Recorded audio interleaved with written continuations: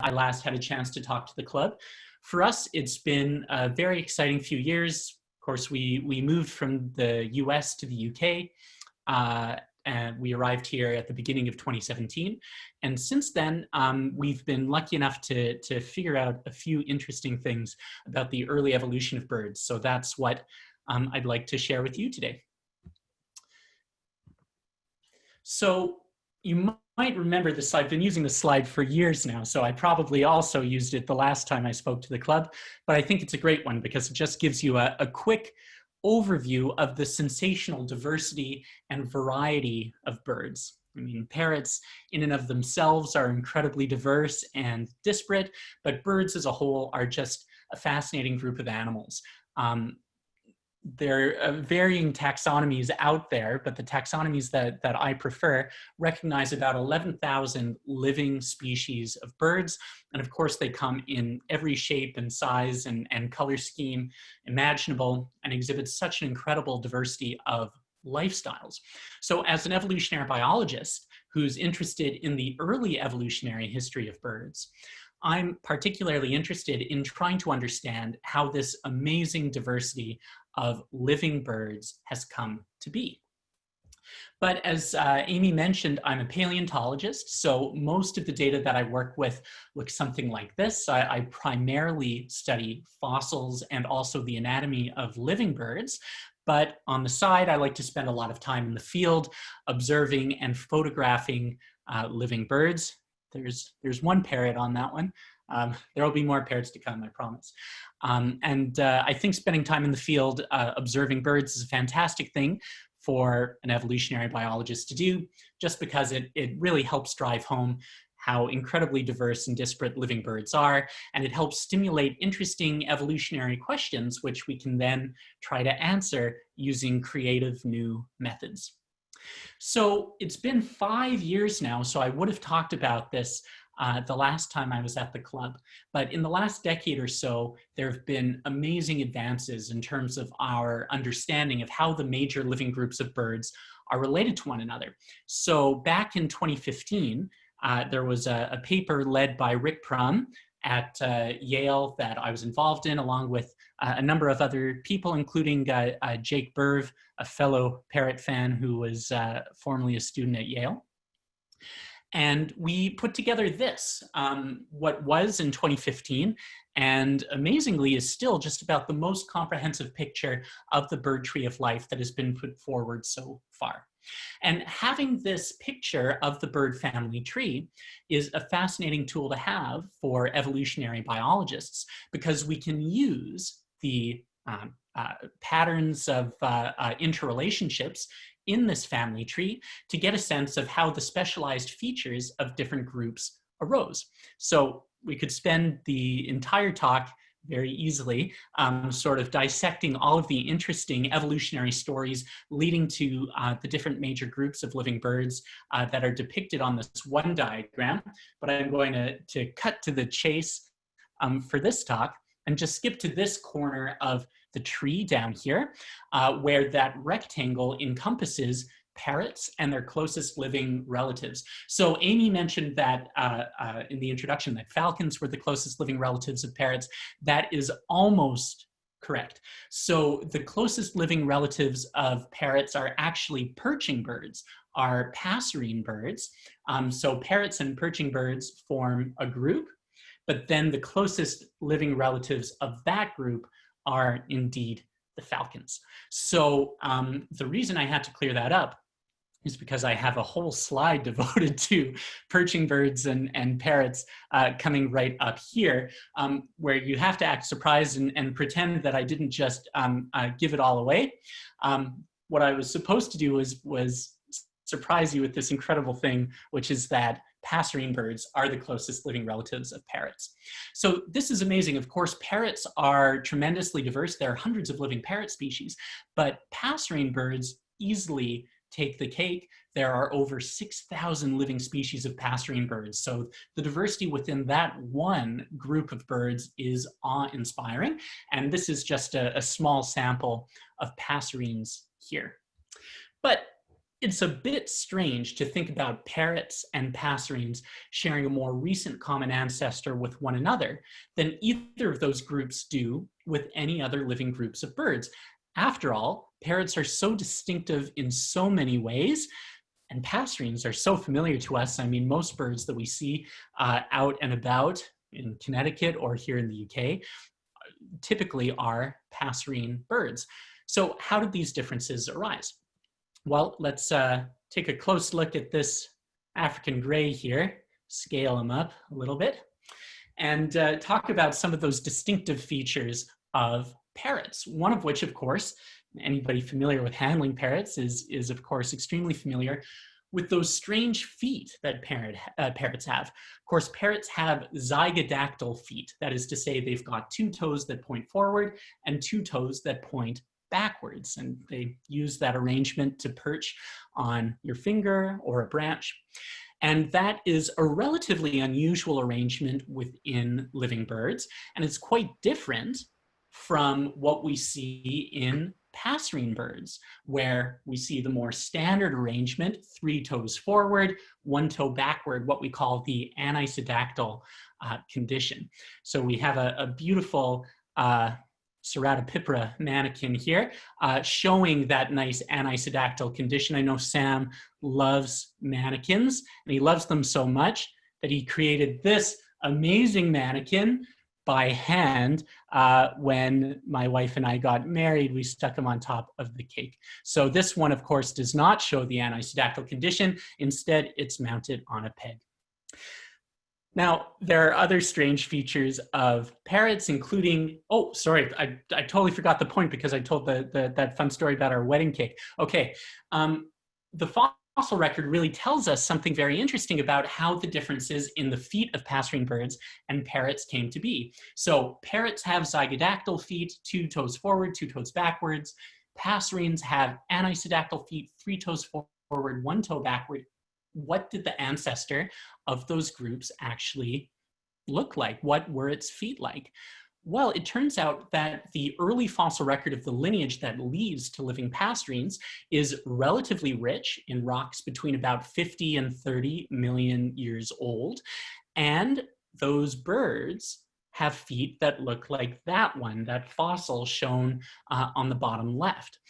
And that foot shows the zygodactyl condition. So this early relative of passerines has a foot like a parrot. And in fact, this group of early passerines is known as the zygodactylidae, this zygodactyl group. So what this tells us is that at some point in the early evolutionary history of passerines switched from having a zygodactyl foot to an anisodactyl foot, and trying to understand how this anatomical transformation took place is a very interesting thing that the fossil record can help us understand. So passerines initially had very parrot-like feet, but now they don't. Now, of course, there are other interesting features of parrots as well. I can't go into all of them, but maybe the most distinctive feature of parrots of all is their characteristic beak, very strongly curved, strongly hooked. It's so useful for doing everything that a parrot needs to do. And it's very different from the beaks of almost all passerine birds, which tend to look more like those mannequin beaks down below. So what's the evolutionary story there? What did ancestral parrots look like?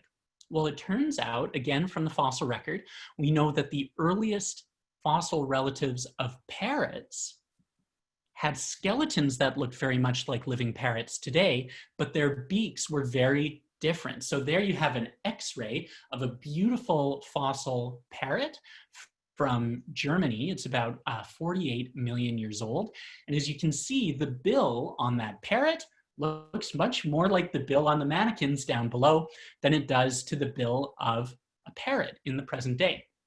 So the specialized bills of parrots were acquired long after they last shared a common ancestor with passerines, but the special feet of parrots were inherited from that common ancestor that parrots share with passerines.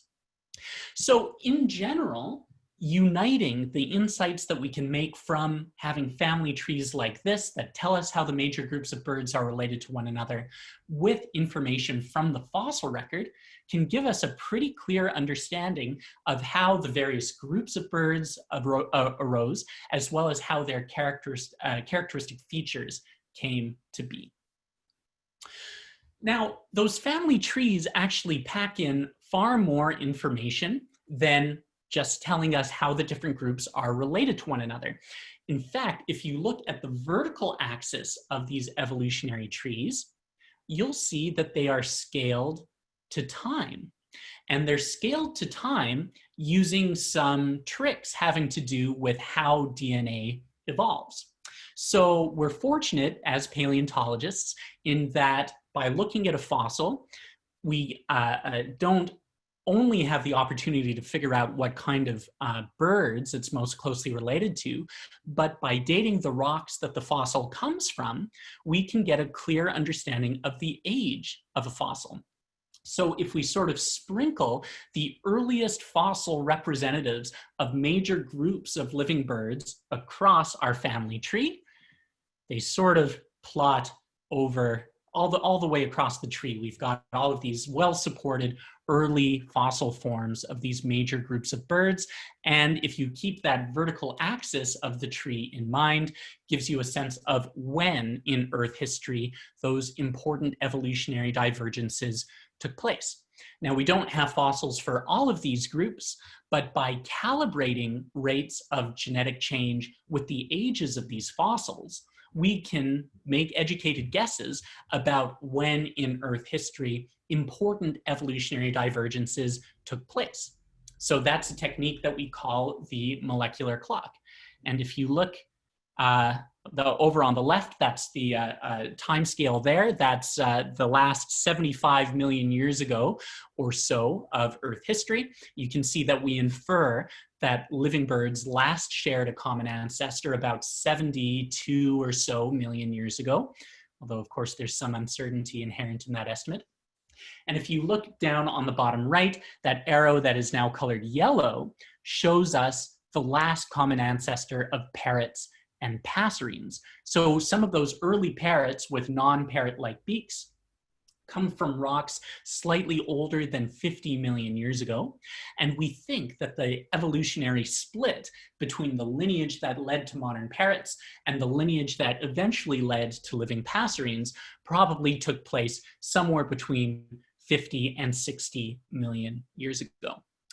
Now, again, keeping the vertical structure of the tree in mind, if you look down towards the bottom of the tree, you'll notice something interesting, which is that many of the deepest evolutionary divergences within this tree seem to take place in relatively rapid succession at one point in Earth history in particular.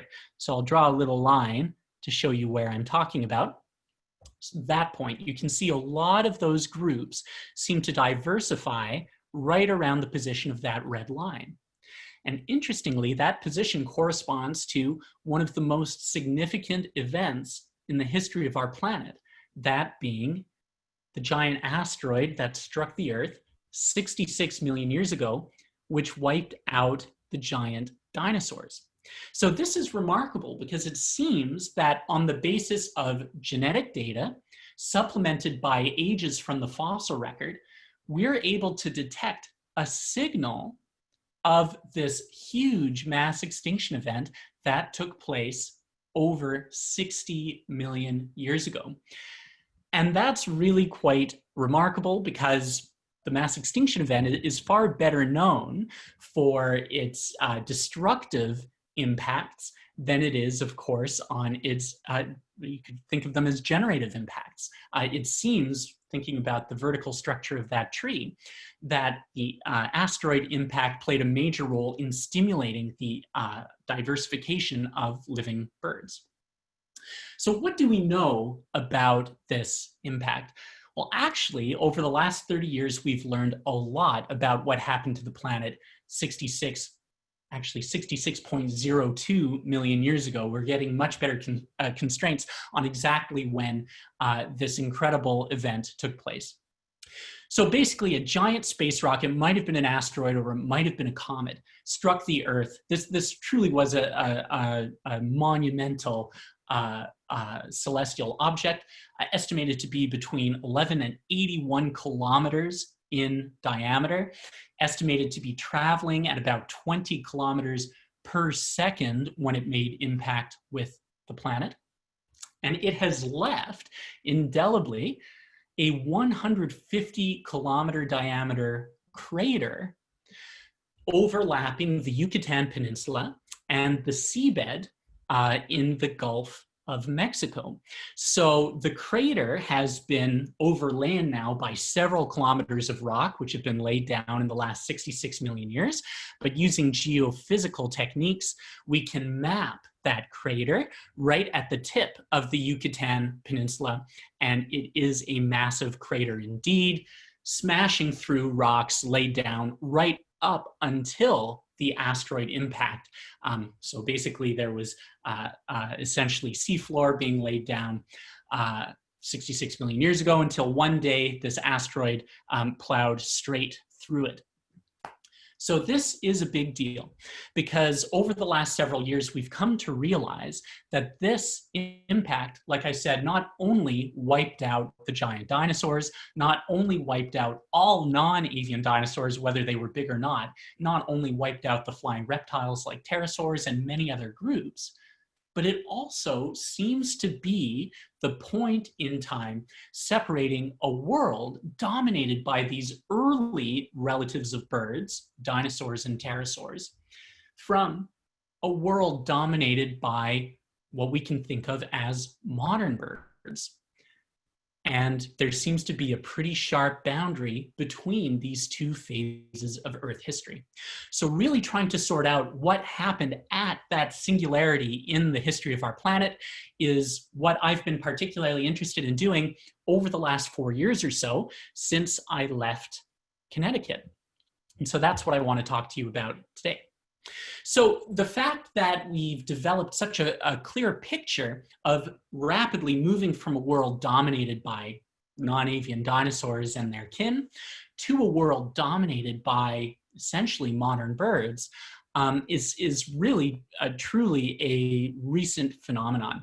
It wasn't even 20 years ago that some of the predominant workers in the field of fossil bird studies basically said that we didn't know anything about the impact of the end Cretaceous mass extinction event, this asteroid impact, on bird evolutionary history at that point in time. And that was essentially the case until about 9 or 10 years ago, when we became very interested in trying to understand what happened to bird-like forms when that asteroid struck the Earth. So what you're looking at here is one of these family trees, but instead of being a family tree of living birds, you see living birds as a group way over on the right. That's the group we call Neornithes. And then those groups over to the left are what we can think of as archaic, kind of pre-modern birds. We call those stem group birds. And as you can see, there are several of these major groups of stem group birds that extended into the late part of the Cretaceous towards the end of the age of dinosaurs. But we weren't exactly sure when those different groups disappeared. But after a lot of work looking through fossil bird collections in various museums from the very end of the age of dinosaurs, we recognize that in fact, all of these major lineages of pre-modern birds extended all the way through the late Cretaceous fossil record up to the Cretaceous-Paleogene boundary when the asteroid struck, after which point they're never recovered in the fossil record again, suggesting very strongly that the end Cretaceous mass extinction event was responsible for driving these bird-like forms to extinction, and leading to us to begin thinking that maybe birds were actually quite lucky to make it through that mass extinction event at all. Oh, and there's Rosie. No, that's not actually Rosie. That's a gala I saw in Australia, but it's a better representative for Neornithes, modern birds, than that other one I had. So here's a cartoon that sort of summarizes our findings. That's all you need to know. That's the take-home message. Birds really seem to have gotten hammered when the asteroid struck the Earth. But that leads to some interesting questions. Like I said, this work sort of looking at the extinction of these pre-modern bird groups was work that took place about 10 years ago. And after that, there wasn't very much work done on really precisely trying to understand how the end Cretaceous mass extinction event impacted birds.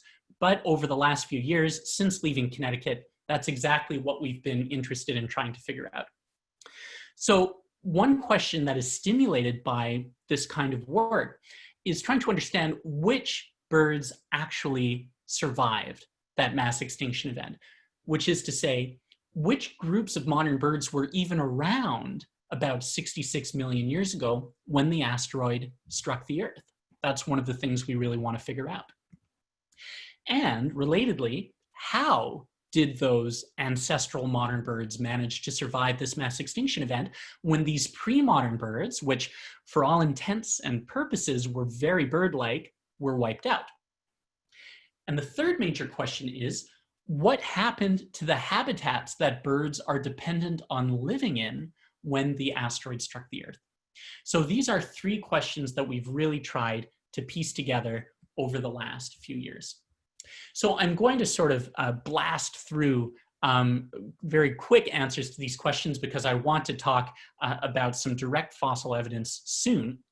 But in terms of understanding which birds survived, we don't have a particularly clear understanding, but based on our molecular clock inferences, remember when we were estimating when in Earth history these different groups of birds arose, we predicted that only a very small handful of modern bird lineages had actually arisen before the asteroid struck the Earth.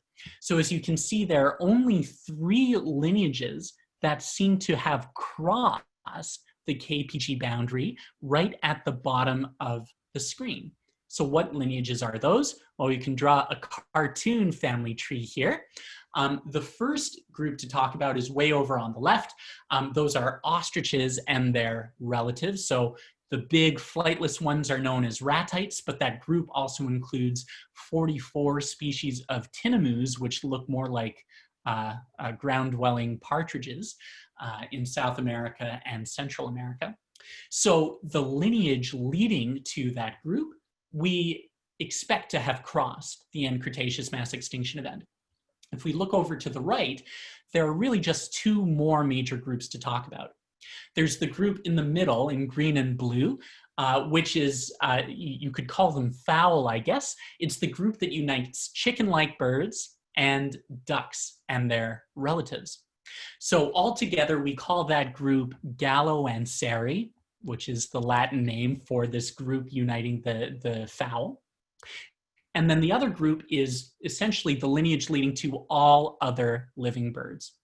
So we think on the basis of these molecular clock analyses that the ancestral lineage leading to ostriches and their relatives, the ancestral lineage leading to chickens and ducks, and the ancestral lineage leading to all other birds, we think perhaps as few as only those 3 lineages managed to cross this end Cretaceous mass extinction event.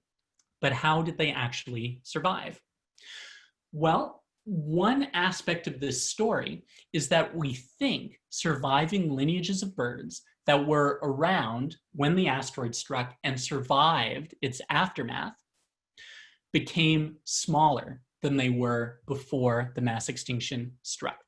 So this is work that we published a couple of years ago, work conducted with another former Yale student named Jacob Berv, who just finished his PhD at Cornell quite recently.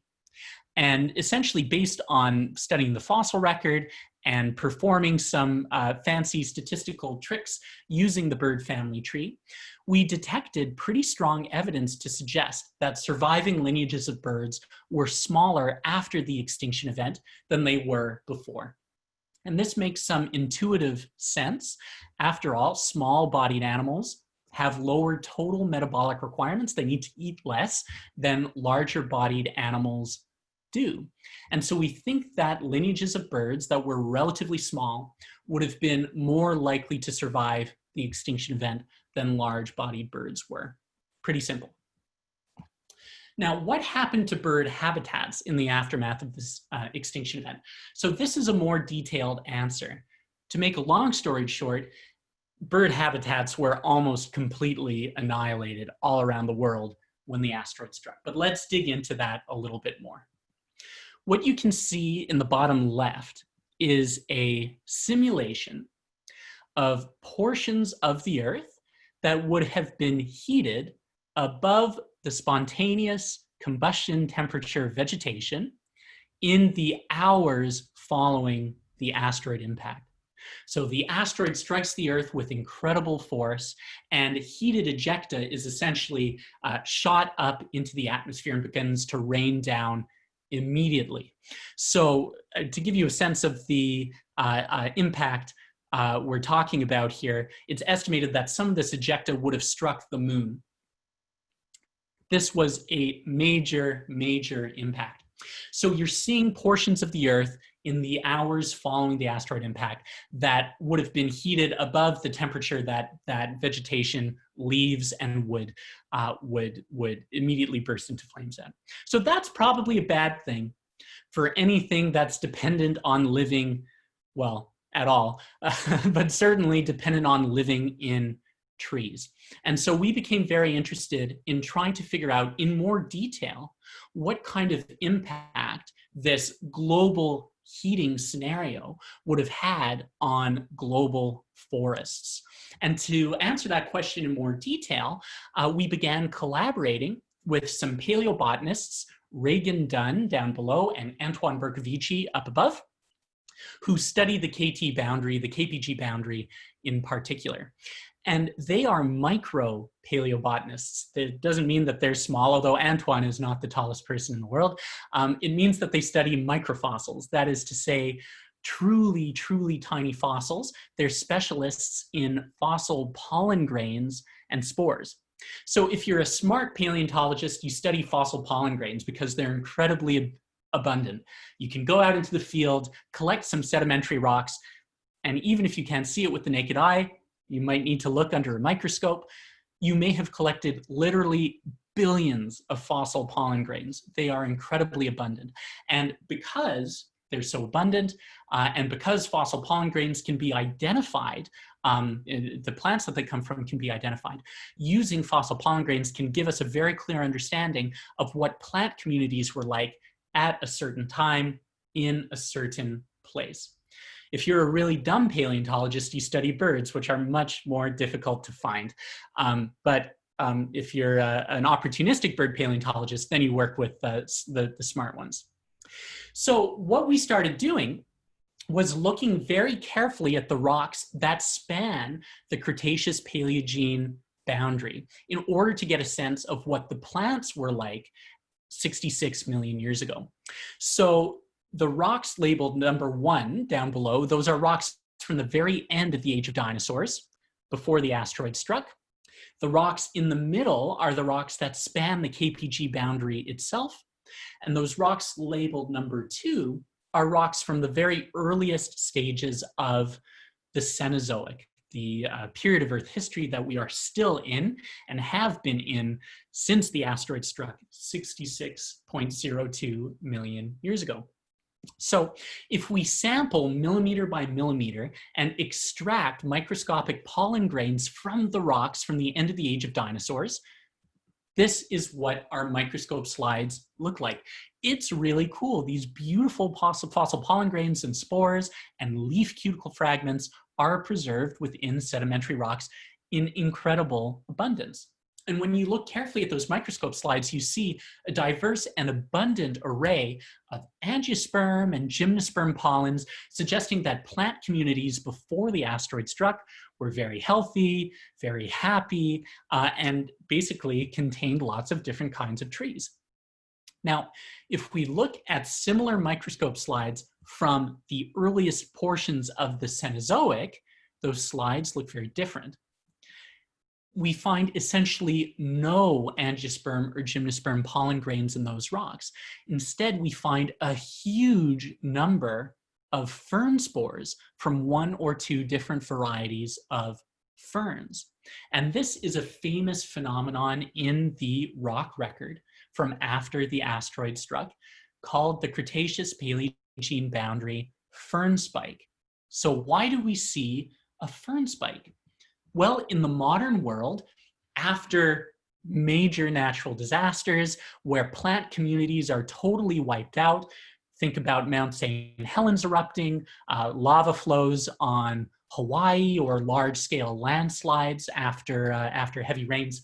When plant communities are totally denuded, when landscapes are totally denuded and plants are wiped out, usually the earliest pioneer plant colonizers of those denuded landscapes are ferns. You can see this in the present day, and it seems to have been the case 66 million years ago as well, because all around the world we go through this interval for a brief period of time where we see virtually no other plant microfossils other than fern spores. The world was covered in ferns.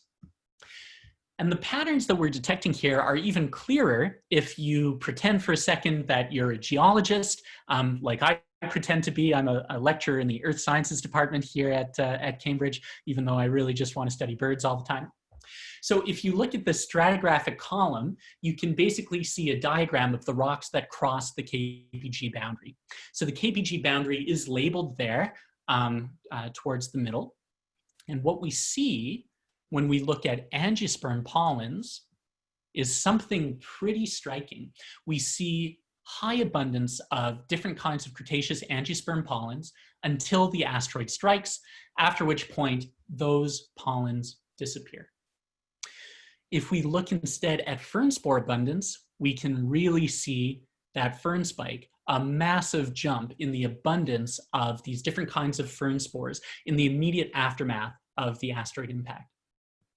And if we look at other kinds of tree-forming, canopy-forming plants, like these gymnosperms, you see a slow and protracted recovery of these plants that could actually form tree canopies. And we think that the period of time in which we don't see evidence for these tree canopy-forming pollen grains, we think that that lasted several hundred years minimally to a few thousand years, probably in the range of about 1,000 years. And we see a similar signal all around the world, whereby for at least several hundred years, if not several thousand years, forest communities around the world were devastated. So how did that apparent devastation of global forests around the world influence birds? Well, it makes sense to hypothesize that it was probably very bad news for birds that are dependent on living in trees. And in fact, we see pretty strong support for that idea, no matter how we look at analyzing that question. For example, we see the complete disappearance of the most abundant and globally widespread bird-like creatures known from the age of dinosaurs. So this is a group of those pre-modern birds called the opposite birds, or the enantiornithines. And enantiornithines have anisodactyl perching feet, just like living passerines, living perching birds, do. The structure of that reversed and elongated hind toe and those strongly recurved claws, those are dead ringers for arboreal perching birds in the present day. And enantiornithines are known from over 100 different taxa from the age of dinosaurs, yet they disappear immediately when the asteroid strikes the Earth. And we think that the destruction of their habitats is the reason why enantiornithines failed to persist, even though they greatly outnumbered the ancestors of modern birds that were around 66 million years ago. There's also very strong support for the idea that the lineages of modern birds that crossed the end Cretaceous mass extinction event were primarily ground dwelling. We can look at those bird family trees, and if you remember those lineages that we think crossed the end Cretaceous mass extinction event, the lineage that led to ostriches and their relatives, the lineage that led to chickens and ducks and their relatives, and the lineage that led to ultimately all other birds. Of course, chickens, ducks, and ostrich-like birds are all ground-dwelling birds. And so it seems that based on the evolutionary relationships of living birds, we can even see a signal for this selection against tree-dwelling birds in the living bird family tree's structure itself. But the most interesting support for this idea that ground-dwelling birds survived the end Cretaceous mass extinction event comes from the fossil record of birds from the early part of the Cenozoic, from the last 50 million years or so. So to sort of drive that home, I'll show you just a couple of slides here. We'll focus in on this interesting group in purple, which is a group that we call the Otidomorphi. So Otidomorphi is a fascinating group because it unites birds with very, very disparate ecologies. So over on the left, we have one of my favorite groups of birds, a group of birds called the turacos, which live in Africa today. A lot of parrot fanciers might be familiar with turacos because turaco fanciers are almost as into their birds as parrot fanciers are, I think. And as symbolized by that green circle, turacos are predominantly tree-dwelling birds. Now, we also have cuckoos. So those three lineages in the middle are different branches of the cuckoo family tree. And cuckoos are an interesting group because they exhibit a wide variety of ecologies. Some are predominantly ground-dwelling. Oh, there's Poutine, just landed on Lily's head. Hello, Poutine. Oh, and Frankie. Hello. I'm glad that they're getting a look at this because we're talking about tree-dwelling birds here. So some cuckoos, like that cuckoo way over on the left, are predominantly tree-dwelling. Some cuckoos spend some of their time in trees and some of their time on the ground, like that cuckool in the middle. That's what that gray circle symbolizes. And some cuckoos are predominantly ground-dwelling, like roadrunners. That's what the brown circle symbolizes. Otidomorphy also includes an amazing group of birds called bustards, B-U-S-tards, yeah, bustards, which are very large-bodied, ground-dwelling birds. So that's why there's a brown circle there too. So this group Otidomorphy, it's hard to figure out exactly what their last common ancestor would have been doing because their descendants exhibit such a variety of forms and lifestyles. But we have an early relative of the Otidomorphy from the fossil record, which happens to be a very early offshoot of the lineage leading to turacos. So this is a bird that lived about 52 million years ago. It's got a funny name. It's called Phoropinarium. And this is a fossil that I worked on during my PhD at Yale. And there's something very interesting about Phoropinarium. Now, if you look at the legs of living otidomorphs, you can see that the lengths of their legs correspond to their lifestyles. So otidomorphs with short legs, like turacos and tree-dwelling cuckoos, just have noticeably short legs. It's something you can easily quantify by measuring their skeletons. But otidomorphs that spend most of their time on the ground have much longer legs. So this is like ground-dwelling cuckoos such as roadrunners, and ground-dwelling birds like bustards tend to have longer legs. So Phoropinarium, even though it seems to be an early relative of the turacos, has very long legs, suggesting that it probably lived on the ground. Its legs fall within the range of variation of small-bodied bustards. And so this is really fascinating. It seems to suggest that the early ancestors of tree-dwelling birds like turacos were predominantly ground-dwelling. And in fact, we see support for this when we look at the early fossil record of many groups of tree-dwelling birds. It seems like the early ancestors of many groups of tree-dwelling birds early in the Cenozoic lived primarily on the ground. And that is consistent with the idea that the early ancestors of modern birds that survived the asteroid impact were probably predominantly ground-dwelling birds. So this is an artist's impression of what a surviving bird 66 million years might have looked like. This is an attempt at estimating what the ancestral ostrich-like bird might have been. This is a small-bodied bird. it would have retained the ability to fly, and it would have spent most of its time on the ground. So all of those features are features that we think would have been very important to support survivorship of birds 66 million years ago. So let's summarize.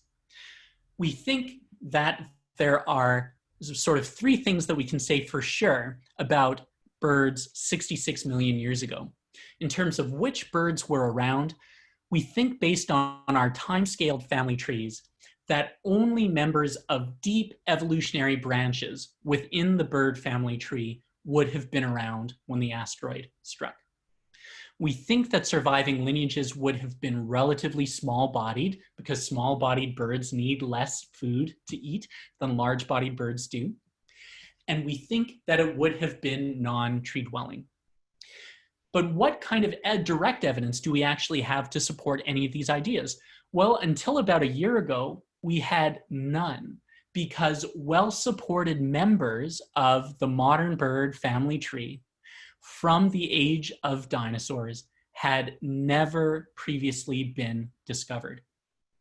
Earlier authors had presented hypotheses about what certain bird fossils from the Cretaceous might have been, but no previous suggestions of modern birds from the age of dinosaurs have held up to further scrutiny. So until about a year ago, we knew virtually nothing about what birds were like, modern birds from the age of dinosaurs.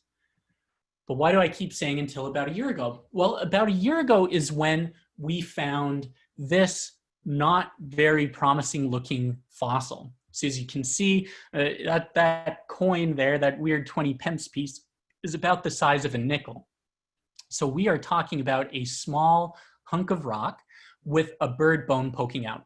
Now, I forgive you if you think that this looks like the world's most boring fossil. I thought so too. It barely seemed like it was worth looking at in detail. But that bone poking out was clearly the femur, the upper leg bone of a bird.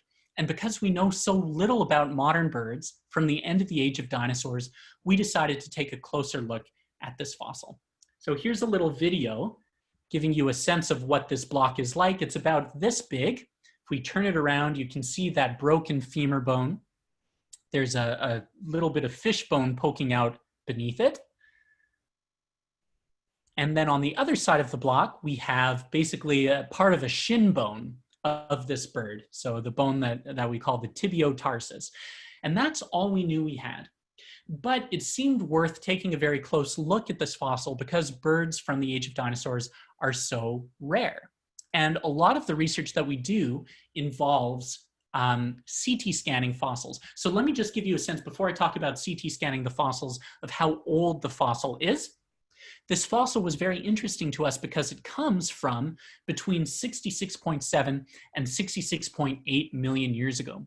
So for a geologist, this is really the blink of an eye before the asteroid impact. This is the very end of the age of dinosaurs. The asteroid strikes the Earth at 66.02 million years ago, and this fossil comes from somewhere around 66.7 or 66.8.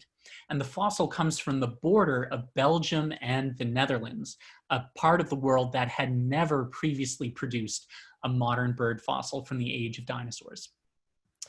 So we decided to peer inside this rock by taking it to a CT scanner. So a nice thing about being at Cambridge is that we've got this lovely CT scanner sort of just around the corner from my office. So we took the specimen, popped it into the CT scanner, and by looking at basically X-rays that go through the rock, we can get a sense of what kind of bones might be lurking inside. And we didn't really expect there to be anything inside the block. After all, the block is very small, but we figured that we would look anyway. Basically, when we published the paper about this, a camera crew came in because they wanted to sort of film a reconstruction of what happened when my PhD student named Juan Benito and I first looked at those CT scans. So this is what happened. We sort of digitally removed the rock, and then we saw that inside.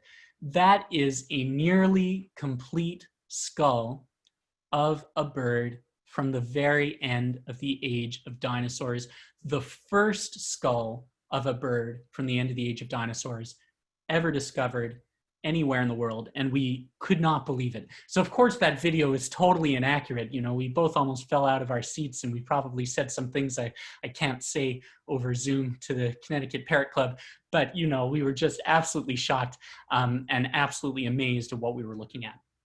So it doesn't look so great on that video, but if we take some higher resolution looks at those CT scans, you can see that that fossil skull is truly remarkable. Not only is it nearly complete, but despite the fact that it's very, very delicate, it is three-dimensionally preserved. So using these CT scans, we can rotate a three-dimensional model of the skull all around. And the fact that it's from the end of the age of dinosaurs is remarkable, but the truth is, this is one of the very few best preserved fossil bird skulls of any age ever found. So the fact that it happens to be the oldest modern bird fossil ever discovered is just incredible. So what is it? Well, it didn't take us very long to figure it out, because many features of the skull of this fossil, which is in the middle there shown in pink, we named it Asteriornis, the asteroid bird, look very similar to what we see in living chicken-like birds. So that's the turkey skull over on the left. The shape and architecture of the bones of the face making up the beak are very characteristic of what you see in living chicken-like birds. But the back of the skull is very characteristic of what you see in living duck-like birds. So if you sort of, what you're doing is looking down at the skulls, of course, from the top. And if you look at that region between the eyes, you can see that the shape of the skull between the eyes and the shape of that forward pointing projection on the right part of the skull are almost identical to what you see in living duck-like birds, like that mallard shown on the right. So the face, the front of the skull looks very similar to what we see in chickens and their relatives, and the back of the skull looks very similar to what we see in ducks and their relatives. And it's not often that we find fossils quite like this, but we think that those similarities between living chicken-like birds and living duck-like birds suggest that this fossil is very close to the last common ancestor of these two major groups of living birds. So chickens and their relatives are called galliformes. Those are photographs of the major branches of the galliform family tree over on the left. So top left, we have mound builders or megapodes, which live in Australasia. Top right, we have guans and curassows, which live in the neotropics. Bottom right, we have basically pheasants and their relatives. So those are distributed all around the world. And then bottom left, we have New World quail, which are so cute. And those are only in North and South America. The major branches of the duck tree of life are pretty interesting. So top left, we have a strange group called screamers, which only live in South America. Top right, we have the monotypic magpie goose from Australia. Bottom right, we have whistling ducks, which are found in the tropics around the world. And then bottom left, that's a Coscaroba swan, but it's representative of all other ducks, geese, and swans. So those are all the major groups of chicken-like birds and duck-like birds. Now, we think that the fossil is not within any of those groups. We think it's right down towards the base of the chicken and duck family tree. And it's virtually indistinguishable from what we would expect the common ancestor of those groups to look like. So what were those expectations about birds from the end of the age of dinosaurs that we talked about before? Well, the first is that a fossil from the early stages of, well, from the end of the age of dinosaurs of a modern bird would probably be from a very deep branch within the modern bird family tree. And as we talked about before, that chicken and duck group is one of the three deepest branches within the modern bird tree of life. So if we look at our big fancy looking bird family tree, where do the chicken and duck groups fit in? Well, that is the lineage leading to living chicken and ducks today, the stem lineage of Gallo and Seri. And it's one of those few lineages that crosses the KPG boundary. And we think that fossil basically fits right there on the tree of life. So it's very congruent with our expectations of what kind of birds might have been present towards the end of the age of dinosaurs. That was shocking to see. But what about those other hypotheses that we had about birds from the end of the age of dinosaurs? Well, the second expectation, as we talked about, was that any such bird would probably be fairly small in size. So this is kind of a boring looking plot. It basically shows size distributions for living duck-like birds and chicken-like birds. So body size is on the y-axis. So the big fat ones are up there. That's a mute swan, one of the largest duck-like birds in the world. But the fossil is right down towards the bottom of the vertical axis of the plot. It was about the exact same size as a green-winged teal. So if any of you are bird watchers, you'll know that green-winged teal is one of the smallest ducks in the world. It's about 7th or 8th percentile for body size for duck-like birds, or about the size of a gray partridge, which is a relatively small chicken-like bird. So we think that this bird would have weighed somewhere in the range of 395 or so grams, which is much smaller than those pre-modern birds that we know about from the end of the age of dinosaurs. So indeed, we think that this bird is small enough to have made it through the mass extinction event, or birds like it. So to give you a sense of, I guess I don't really need to show that picture because I actually have 3D print of the skull right here to show you. I'll hold it right up to the camera. So this is a plastic 3D print of the skull itself. So the skull itself is still totally encased within its original rock, and that's locked away in my office. But this is the life-size skull of this fossil Asteriornis that we call the Wonderchicken. It's probably about the same size as the skull of the cockatiel on Amy's sweater that she's holding up right now. We're talking about not a giant dinosaur. We're talking about a pretty modestly sized dinosaur. We'll put it that way. This is a small bird. So indeed, it seems to be consistent with the idea that lineages that were likely to survive were small-bodied. Okay. But was it ground dwelling? What does the skull tell us about that? Well, the skull does not tell us anything about that, but as we talked about before, you can learn a lot about the lifestyle of a bird by looking at the proportions of its hind limbs. And even though the limb bones of this fossil are not very well preserved, there's enough of them preserved for us to estimate its hind limb proportions. And its hind limb proportions seem to be pretty high, which is exactly what you expect to see for a predominantly ground-dwelling bird. We think that this was a bird that spent most of its life on the ground, just as we would expect, considering the fact that tree-dwelling birds probably met a pretty unpleasant fate 66 million years ago. So let's revisit those three key ideas about birds from the age of dinosaurs. We think any bird from the age of dinosaurs would probably be part of a deep evolutionary branch. The Wonderchicken seems to tick that box. We also hypothesized that such birds would be small-bodied. Indeed, the Wonderchicken fits that expectation, and we think that it would be non-tree dwelling. Indeed, the legs of the Wonderchicken seem to support that idea pretty clearly. Now, what kind of environment did the Wonderchicken come from? Well, the Wonderchicken was found in rocks, marine rocks that were laid down very close to shore. So in those rocks, fossil collectors go there very often to find fossil seashells. It's a great place. And in fact, here, one second.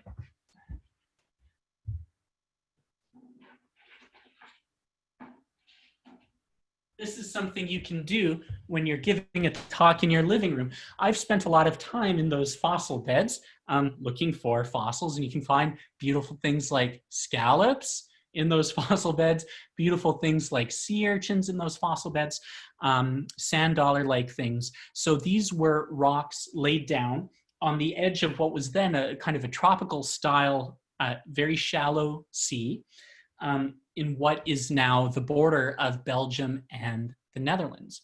So considering the fact that this bird is found in nearshore marine rocks and has fairly long legs, we interpreted it to have probably been a shore-dwelling bird. So that's not to say a shore bird related to sandpipers, but possibly a bird exhibiting a somewhat similar ecology.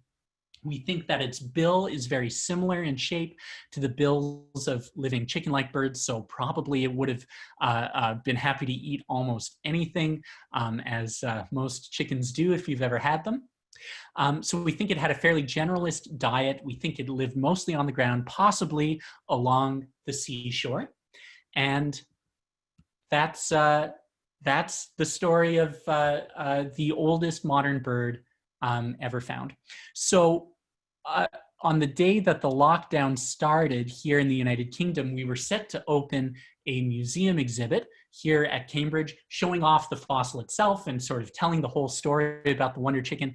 But instead, we moved the museum exhibit online. So if you're interested in checking out our online museum exhibit, the URL is there. It's a horribly complicated URL. So I'll just send the link to Amy after this, in case anybody's actually interested in checking out the online museum exhibit and possibly learning a little bit more about this new fossil.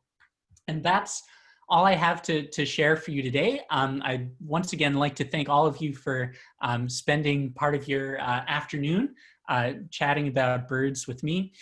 There are a lot of people to thank. This is my research group here at Cambridge.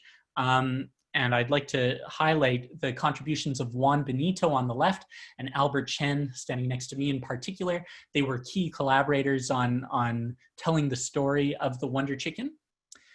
And my other colleagues on this work were John Yacht, who is a paleontologist in the Netherlands, who provided access to these localities and the fossils in the first place, and Dan Sepka from the Bruce Museum, who you might know. He lives, well, he works at the Bruce Museum in Greenwich, and he's my fossil bird buddy for many years, and we had a lot of fun working on this together. So it was sort of a Connecticut production in part. And with that, I'd like to open it up for questions in case anybody has anything they'd like to ask. Thank you.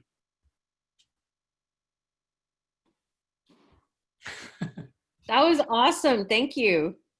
I was Thank you, Maggie. I was following the Wonderchicken story, and I just completely forgot that it was right before the lockdown. So I mean, like, I'm just so glad that I've been able to learn a little bit more about it here.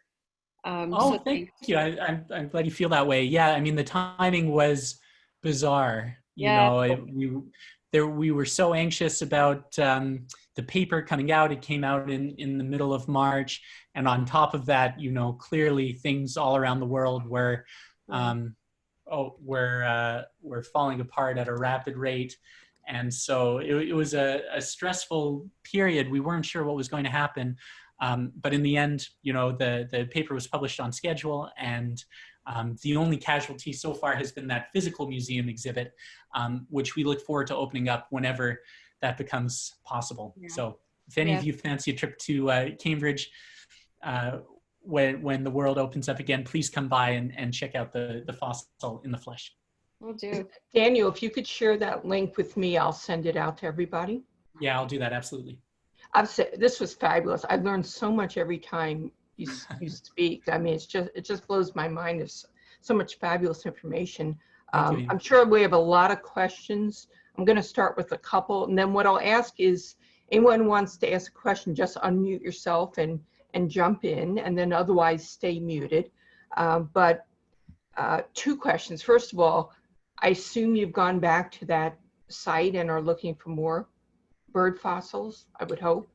Yes, so I mean, bird fossils, no matter where you're looking, are incredibly rare. Right. This is one of the most famous late Cretaceous fossil sites in the world. In fact, it's the first fossil site in the world of that age to have ever been documented, which is maybe what you might expect for something in Western Europe, sort of the birthplace of modern geology and paleontology. But there's a name for the very final stage of the Cretaceous period, and the name is the Maastrichtian. So it's named for the city of Maastricht in the southern part of the Netherlands. And that's essentially, well, the fossil comes from the Natural History Museum of Maastricht. So it's easy enough to get down to the southern part of the Netherlands from here. You can even take the train and be there in a couple of hours. It's only about 250 or 300 kilometers away from Cambridge, actually. So it's pretty accessible. So the last time I was there was in December, when international travel seemed so easy. It actually wasn't the most pleasant day of collecting fossils because it was very cold in these quarries down in right along the Belgian border. But we found so many fossils. They're incredibly rich fossil beds. But people have been finding fossils there for so long, for about 300 years or more. It sort of emphasizes how rare bird fossils are there. So there are a few difficult to place bird bones had been discovered from that locality in the past, but in 300 years, this is the only wonder chicken-like thing to ever emerge. So the odds of striking gold and finding something like that again are vanishingly slim, but there are a lot of other interesting things to find. We found a huge sea turtle in one of these quarries on this day I spent down there in December, one of the largest marine turtles to ever live. So there are a lot of other exciting, fun things to look for when you're out fossil collecting in such a rich locality. But birds are unlikely to emerge again, but you know, you have to try. Just to give you a sense of how long people have been finding fossils there, when Napoleon swept through that part of Europe, he took all of the fossils from their museum and brought the fossils to Paris. So, you know, people have really been digging up a lot of nice fossils from that part of the world for quite a while. So also, when you showed that map of the heat expansion that occurred after the asteroid hit, I was trying to watch it as it was cycling to see what areas weren't affected. There were certain parts of the world that don't appear to have been affected. So presumably that's where the birds were more likely to have flourished.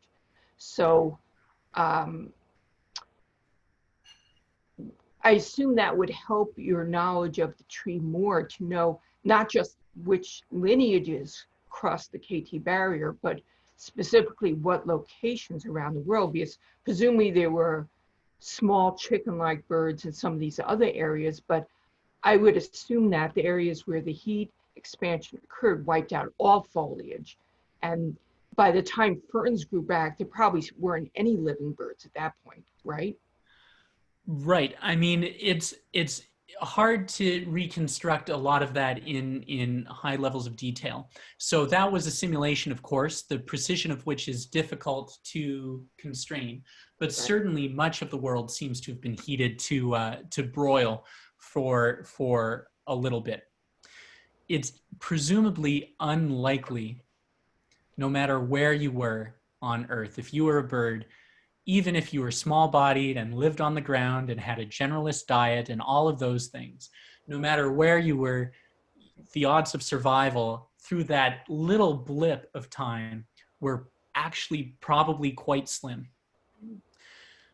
The other thing to keep in mind is that that simulation was only showing parts of the world inferred to have exceeded the temperature at which leaves would spontaneously combust. The rest of the world probably would have heated up quite a bit too, but possibly not quite to the same degree. Now, when you're talking about the impact on bird habitats, I only sort of talked about the immediate impact and sort of the idea of these global wildfires directly destroying a lot of habitat. That was probably a pretty bad thing. But the next several years were probably worse. So other simulations have suggested that so many aerosols would have been injected up into the atmosphere that global darkness would have prevailed for at least several years. Sort of the most frequently quoted estimate is about 3 years. So we're not talking about total darkness, but we're talking about almost twilight conditions. So those are difficult conditions for any plant to be happy in for a long period of time. Global temperatures are thought to have dropped precipitously for that interval of time.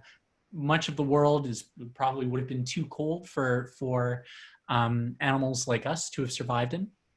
And when you think about sort of the impact of conditions such as those on food stocks for wild animals to actually persist on, then you start to really understand why it paid to be small at the time. So the fossil record from the end of the age of dinosaurs is incredibly rich, and the fossil record from the early stages of the age of mammals is decently rich as well. And what we see anywhere in the world is that on land, nothing larger than a house cat survived. So we simply wouldn't have made it. And the most likely explanation for this dramatic size selectivity is simply the fact that it was probably very difficult to find anything to eat. So survival in fresh water was much better than it was on land, but survival in the oceans was terrible also. So these giant marine reptiles that flourished alongside the dinosaurs all went extinct at the same time, probably due to the collapse of food systems, food webs in the ocean. So the only groups of vertebrate animals that sort of do okay are turtles and crocodilians in freshwater environments. So they were presumably buffered, first of all, from this short-term heat pulse, because of the high specific heat capacity of water. But also those environments may have been sustained, food webs in those environments might have been sustained in other ways, basically rotting and dead matter may have sustained food webs that weren't directly dependent on photosynthesis like habitats on land would have been for that brief, maybe 2 or 3 year interval of cold and darkness. Would have been worse than the coronavirus. It would have been a difficult time to be alive for sure. And so when you consider all of those factors that kind of together resulted in the extinction of the dominant animals that were on Earth at the time, you start to realize how unlikely it really is that we have birds around at all, birds or mammals such as ourselves. Really, I mean, it's extraordinary that anything terrestrial survived. I mean, it's not like you can say, oh, I'll just wait 3 years till I eat again.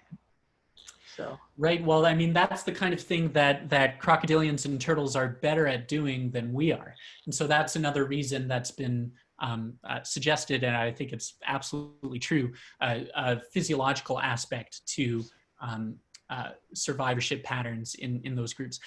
I should mention, though, there is substantial extinction among crocodilians and turtles at the KPG boundary. It's just not nearly as severe as it is for any other major group of vertebrates. And I never heard this before. Ejecta actually went from the Earth and hit the moon? So models of the impact itself have yes, estimated that a lot of this ejecta would have been accelerated beyond the what is it? The retention velocity, escape velocity of the of the Earth, and basically sent out into space. It's a crazy thing to think about. I mean, you know, there's space dust now that was sent up there by this asteroid impact. I mean, the scale of this is, I mean, a lot of people have tried to sort of put it in terms humans can understand, and I mean, I'll get this wrong, but the numbers are something like 100 billion Hiroshima bombs or something like that. I mean, something that's actually unimaginable. So even if you were living on the other side of the Earth, it would have been bad news. Crazy. People have some questions? I have a question. Sure. These sites that you go to, are they protected? Do you need permission to go into them? Yeah, so the sites in Belgium and the Netherlands are very unusual. So, you know, I'm from Western Canada. When I started doing paleontology field work, you know, you go to the Badlands, like in Utah or South Dakota or Wyoming, you know, where the rocks are exposed, and that's where you find fossils. You know, I mean, you go to the hills that aren't covered in vegetation, and maybe you'll find some bones poking out. That is how most paleontologists find their fossils. In Belgium and the Netherlands, as you know, we're talking about, you know, just about the flattest countries that are imaginable. So in the Netherlands, there's like one notable topographical feature in the country, and it's something called St. Peter's Mountain. And it's right there next to the city of Maastricht, and it straddles the border of Belgium and the Netherlands. So this is a strategically interesting piece of land. So in both World War I and World War II, the Germans invaded Belgium by taking over St. Peter's Mountain, because it's like the only high point, and once that high point was taken, it was very easy to move into Belgium. So that mountain is basically made up of, it's not much of a mountain, it's like East Rock in New Haven. This is sort of the scale of the thing, but instead of being made up of igneous rocks from the Triassic, like East Rock is, it's made up of these marine sedimentary rocks from the very end of the Cretaceous. And though the rocks from St. Peter's Mountain have been quarried for architectural reasons for hundreds of years, so there are massive quarries that have been opened up in this feature, St. Peter's Mountain. And these days they're owned by several companies. So people make cement out of the stuff, and people make like fancy, very beautiful stone for facades on buildings down there. It's horrible to think about cement being made out of this stuff. You wonder how many Wonderchickens over the last few hundred years have been turned into cement. But the only active digging that's done, the only reason any of that rock is exposed at all, is because it is quarried for industry. And there's a very interesting conservation issue brewing in the Netherlands right now, because one of the largest quarries, which is where these fossils come out of, is shutting down. And so paleontology enthusiasts and academic paleontologists really want that quarry to be protected, which means that people would need to periodically scrape away vegetation that grows. It's basically chalk. This marine sedimentary rock is basically chalk. So it gets taken over by weeds quite quickly, within months, if it's not actually actively excavated. So the Dutch government wants this to be a nature preserve, and that's a very nice idea. So they want it to be taken over by plants to provide habitat for birds and other wildlife, which of course is a thing that I am supportive of. But if that happens, then one of the best localities in the entire world for finding fossils of this age will disappear. And so it's a real conundrum. At the moment, there are a lot of paleontologists hoping to halt this conservation plan in order to conserve the paleontological value of the site. I guess I'm hopeful that some sort of compromise could be reached such that at least part of the quarry could still be accessible for fossil collectors. Most of the really important fossils come from a single bed within the this massive sort of chalk sequence. And so if you sort of imagine East Rock, something on the scale of East Rock, we're talking about a bed maybe just a few meters in vertical extent. So if access to that level could be maintained somehow, that would be terrific, I think. The Wonderchicken comes from that bed, as do most of the very most significant findings from that site.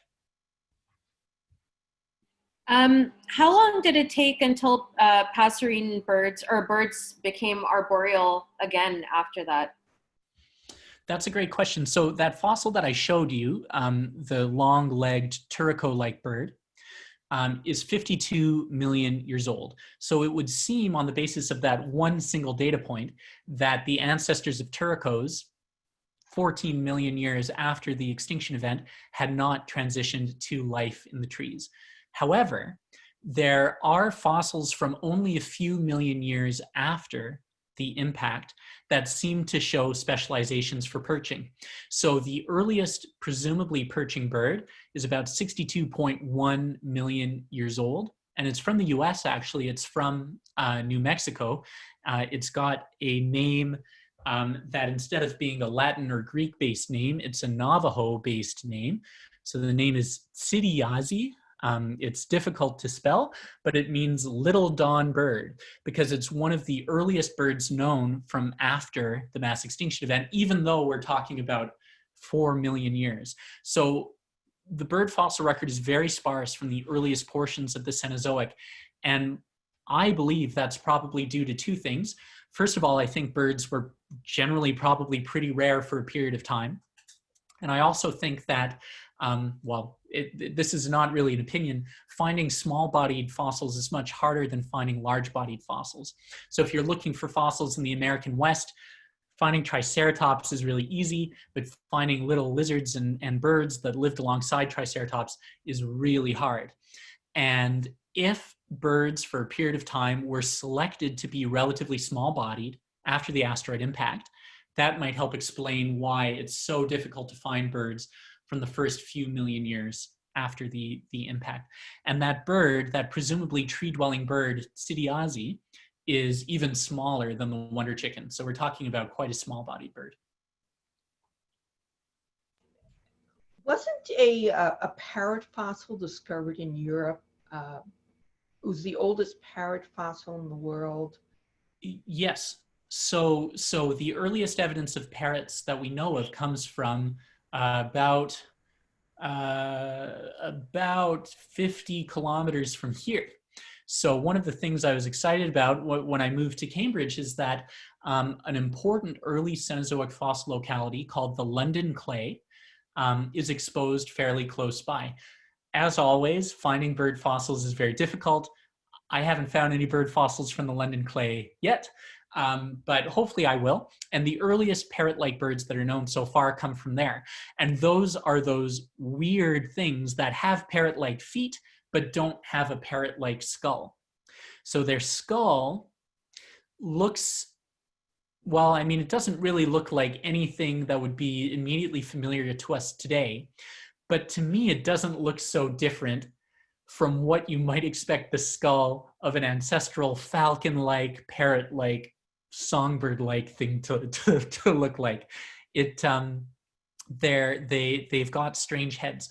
So what those early fossil parrots tell you is that certain features of the familiar parrot skeleton, like their distinctive perching feet, arose much earlier than the distinctive skull of parrots.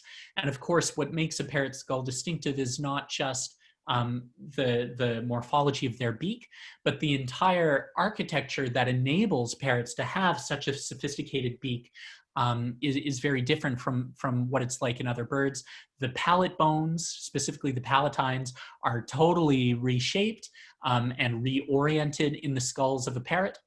And not only that, but parrots, of course, have they're just about tied for the highest brain to body size ratios in the bird world, right up there with corvids.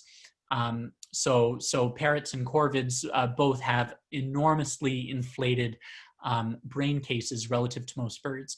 And if you've ever been to, for example, the Yale Peabody Museum collections and looked carefully at the skeleton of a parrot, or looked at a skeleton of a parrot outside of the Yale Peabody Museum collections, these animals, when they don't have their feathers on, the proportions are bizarre. Their heads are so huge.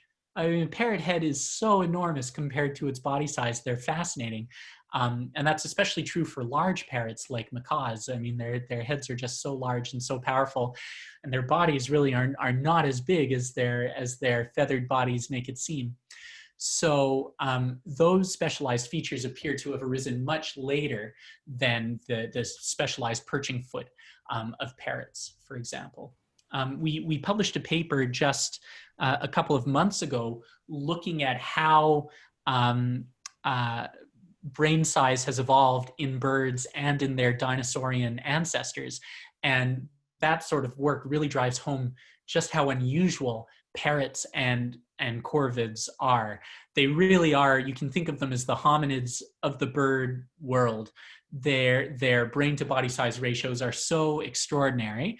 And of course, that's manifested in their incredibly sophisticated behavior, as all of you are so familiar with. Parrots are pretty cool. Fascinating. Daniel, do you think then this pattern that we see of like falcons as the outgroup to parrots and passerines having a raptorial lifestyle, and then the other sort of outgroup lineages of the various other major lineages of birds also having raptorial lifestyles, you think that then that's a coincidence or a represents? No, I mean, so it's hard to say for sure, but to me, it seems like a testable hypothesis. So a PhD student that I've been working with is trying to address that question, basically trying to understand, if you think back to the family tree I was showing before, if you look at all of the birds where that portion of the family tree is green, so that includes passerines, includes parrots and falcons, and it includes most birds that live on land. A hypothesis that we put forth in that paper in 2015 is that maybe the ancestor of that entire group might have been carnivorous, might have been raptorial, because many independent lineages like hawks and eagles, owls, seriemas, falcons, and then even the sister groups to that lineage in green like storks and cormorants and pelicans, these are all animal-eating, vertebrate-eating lineages.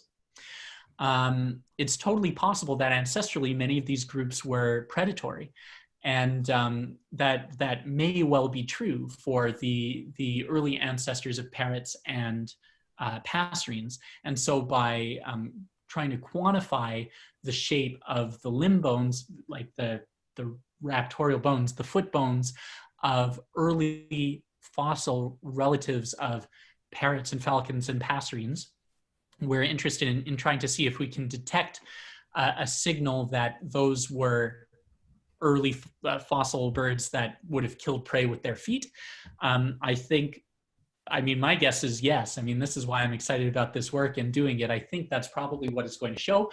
But she's only 2 years into her PhD, so she's got some work to do still. It's exciting. So are you hypothesizing that parrots are zygodactyl because originally they were carnivorous, and carnivorous birds are more likely to be zygodactyl because that helps in capturing prey? There's sort of a step there that I'm not sure about. I don't know if parrots are zygodactyl because they captured, being zygodactyl has, numerous potential advantages. The way parrots are so amazing at manipulating anything in their feet is probably the best example. Now, most raptorial birds are non-zygodactyl, but many of them have very flexible toes. So if you think of a hawk or something, they've got anisodactyl feet if you just look at the structure of their feet, but their toes tend to be very flexible, which enables their toes to swing around into sort of a de facto zygodactyl position. And osprey are the most famous example of that. They have this huge, it's called an accessory trochlea on one of their toes, on their fourth toe, which allows it to swing back around to essentially become zygodactyl. So owls have this capacity for flexible feet. Many diurnal raptors also do. So it doesn't seem to hurt in terms of the capability for raptoriality. My guess is that zygodactyl feet have more to do with perching on branches than they do with raptoriality per se.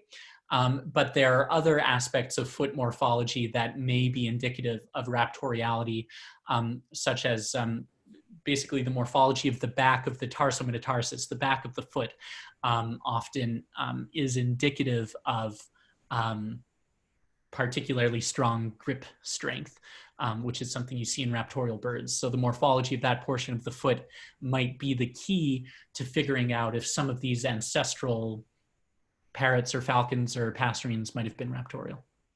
That'll be your next talk in a couple of years. Maybe, yeah, it might take a couple of years. Ancient feet. I mean, that's the first time I heard this when you said that the ancient birds were zygodactyl and then evolved to become an isodactyl. Yeah. It's really sort of fascinating. There's a remarkable paper published by a former Yale researcher who's now in Chile, which is just an incredible piece of work where he shows that becoming zygodactyl or anisodactyl is not actually that hard. It seems to have to do with patterns of limb muscle use of the embryonic bird in its egg.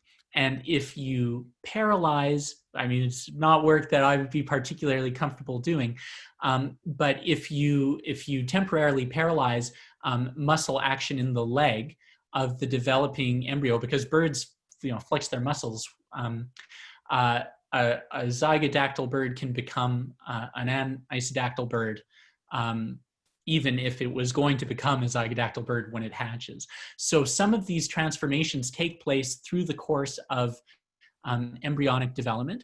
And it seems that probably in the ancestral passerines, some sort of change to muscle action in the embryo ancestrally took place, which may have enabled the zygodactyl foot to become an anisodactyl foot. It's such an interesting piece of work because that kind of simple explanation for an anatomical and functional transformation is rare. I mean, it's very difficult to usually sort of pinpoint a developmental mechanism that could lead to an interesting evolutionary change in morphology, but that's what he succeeded in doing. It's not clear that exactly what he did is what happened ancestrally in passerines, but it provides a sort of a plausible mechanism. Okay, do we have any more questions? I know it's getting late, and if anyone has to leave, you can just disappear. If we have no more questions, because honestly, I could talk about this for hours and hours, but I'm sure people want to get going. I